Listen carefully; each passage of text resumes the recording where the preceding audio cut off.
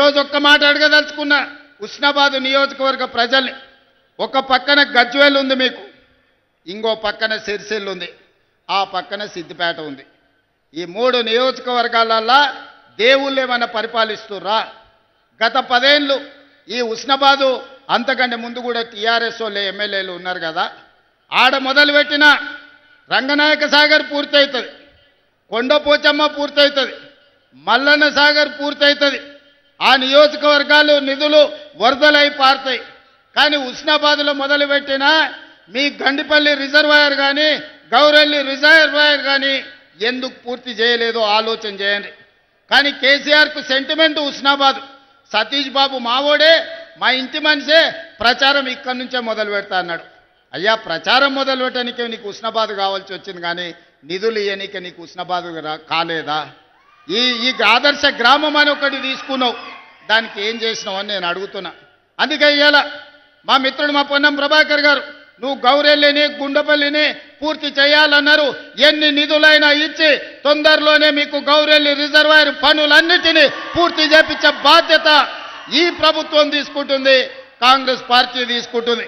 అదేవిధంగా మీ ఎమ్మెల్యే గారు చాలా ఇచ్చినా ఇంకేం ఆడాడు అనుకొని వచ్చిన, మీకు కాలేజీలు ఇచ్చినా, యంగ్ ఇండియా ఇంటిగ్రేటెడ్ స్కూళ్ళు ఇచ్చినా, మీకు రోడ్లు ఇచ్చినా, చాలా ఇచ్చినా ఇంకా మా పొన్నమన్న సంతోషంగా ఉంటాడు అనుకున్నా. అది అయిపోయింది, ఇచ్చింది అయిపోయింది, మళ్ళీ ఏం తెస్తావో చెప్పని మళ్ళీ కొత్త కాగితం ఇచ్చిండు. దీంట్లో చాలా ఉన్నాయి. ఉస్నాబాద్కు రింగ్ రోడ్డు కావాలన్నాడు, ఇంకా చాలా రాసిండు. ఇక్కడ అన్నిటినీ ప్రభుత్వ పాఠశాలలకు నిధులు కావాలన్నాడు. అదేవిధంగా పట్టణం చుట్టూ రింగ్ రోడ్డు అడిగిండు, మున్సిపాలిటీకి అండర్ గ్రౌండ్ డ్రైనేజ్ ఏదో అడిగినట్టుండు. అదేవిధంగా చాలా వాటికి తాగునీటి నీళ్ళ కోసం కూడా ఇవాళ నిధులు అడిగిండు. తప్పకుండా ఇక్కడికి వచ్చిన ఉస్నాబాదు మిత్రులకు మీకు ఒక్కటే మాట ఇవ్వదలుచుకున్నా, గత పాలకుల లెక్క ఉస్నాబాదును నిర్లక్ష్యం చెయ్యం. ఆనాడు సిద్దిపేటను, సిరిసిల్లను, గజ్వేలో మాత్రమే వాళ్లకు నియోజకవర్గాలుగా కనిపించినాయి, ప్రజలుగా కనిపించిందేమో. మనం అట్లా కాదు, ఖచ్చితంగా అభివృద్ధి చేస్తాం. ఉస్నాబాద్కు కావాల్సిన నిధులను మంజూరు చేసి ఈనాడు ముందుకు తీసుకెళ్తాం. అదేవిధంగా పెద్దలు వెంకటస్వామి గారు ఉన్నారు. గతంలో ఐటీఐలు అంటే కాలం చెల్లిపోయిన ట్రైనింగ్లు ఇచ్చేది. ఆడ డీజిల్ కార్ మెకానిక్ ఇస్తే ఆ డీజిల్ అంబాసిడర్ కారు షెడ్డుకు పోయింది. పిల్లగాడు చదువు నేర్చుకున్నా రిపేర్ చేయనికే కారు లేదు, పోయి ఫామ్ హౌస్ల అంబాసిడర్ కారుకు రిపేర్ చేయాలి.